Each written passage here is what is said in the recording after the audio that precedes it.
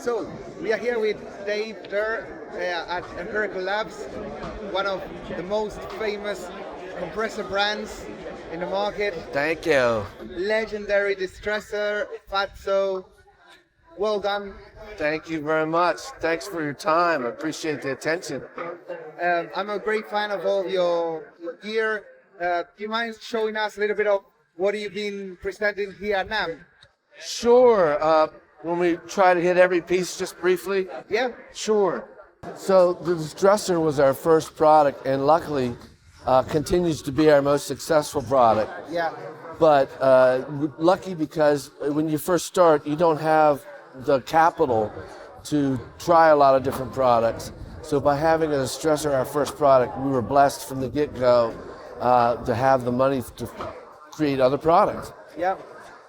The reason we did the Distressor was I had a studio, and a friend of mine came along and said that I had to get LA2A and 1176 because I had a whole bunch of consumer quality compressors.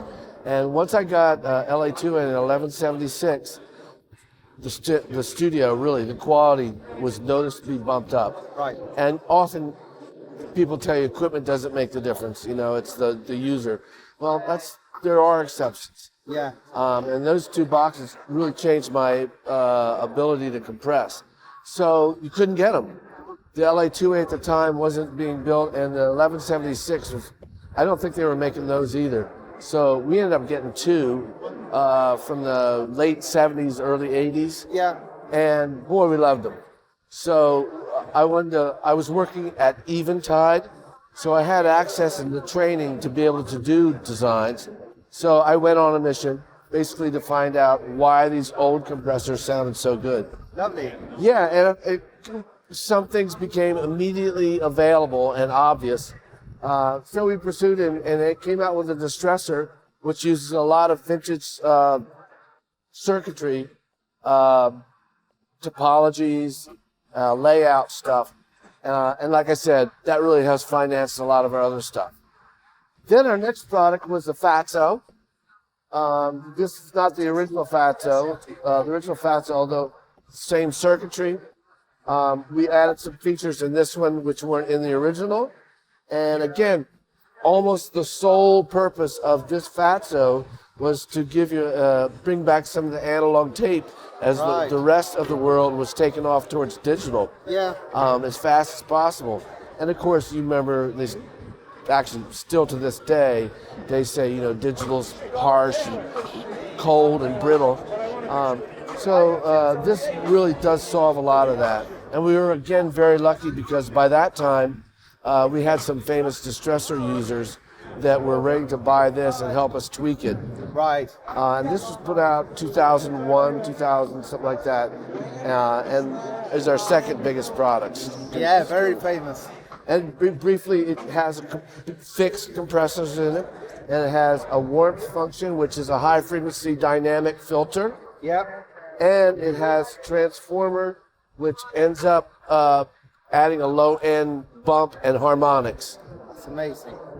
And then our next product was the Little Freak, which is still the most powerful, I believe in a single rack, it's the most powerful EQ out there. It's got 9 sections of filtering and EQ. Wow. Yeah, and again, you can see the panel's filled with marks, but that is for duplicating.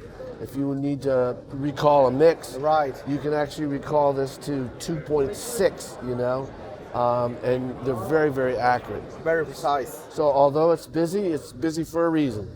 And then we have, and again, too, one thing, if I could just step back, one note. Ever since our Distressor, we always focused on color. Something besides just doing an EQ, doing a compressor. We focus on bringing a little sugar or tone shaping besides the actual traditional filtering. So the Little Freak also does some of that. And the thing that separates this from many EQs is we have a dynamic section called a DS for it's actually a de-esser, Yep. or you put in the HF limit, Yeah. and it copies. It has a knee, which we broadly modeled after an old lathe cutting compressor. Okay. And then here we go real quick. The next product was a Mikey, which is a preamp. Yeah. And again, we followed the same route, super quiet, but you've got this section called comp sat, which can compress and saturate. So again, the sugary quality of, we always try to make things mess up in a musical way. Yeah. And then we came out with some modules. We have several modules. We have a de-esser. We have a thing called a doctor, which is like a EQ and compressor fixed, built into one single module. And our latest offering is the pump, which is a compressor. And again, different type of circuitry, but it gives you those distressor sound and curves and compression in a 500 module. Yeah. So, and we do that because it's less than half the price of a distressor. Right. So that's our newest thing. We introduced it briefly at the AES, but now it's in production. So Right. Amazing. We're blowing it out. I know it has a high C input. That's actually our rack. We made a rack. This is actually, we made API 500 rack. Oh, right. And it's called EL 500. And one of the things we did that was a little different is we had an instrument in the very rack. good. And so when you plug something into this instrument in input, which is very high impedance, it breaks the rear connector, Yeah. the XLR input, Yeah. and puts this first module on the left. It goes right straight to that. So as soon as you plug in, it breaks it in it's an instrument preamp. Lovely. Yeah. That's amazing. And here you have had a The only thing we haven't talked about, which is the Distressor, which is a de-esser, but honestly, all that is a subset of the. Come over here. That's actually based off the Little Freak DS section.